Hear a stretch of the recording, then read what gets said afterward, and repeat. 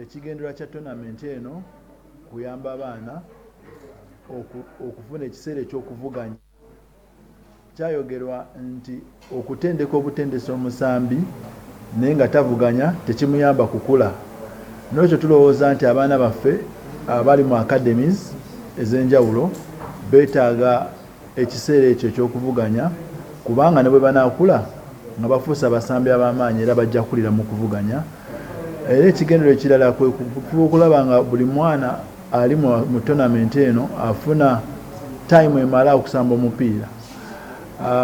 Ebiseera ebisinga abaana naddala bano abato mu under 7 tebafuna budde bumala babayisaamu buyisa, naye twataddewo olunaku lulamba lw'abaana bano okusamba omupiira ate mu mbeera eri friendly eri eyamba omwana okukula.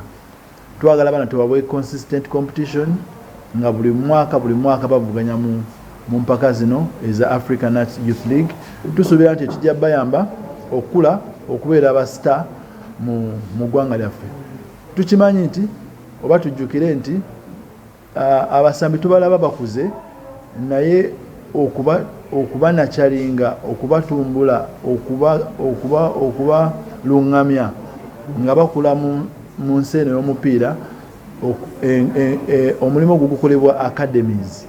N'olwekyo eno platform yakuyamba academies okuwa abaana baabwe omukisa okuvuganya mu nsiko y'omupiira. Okay.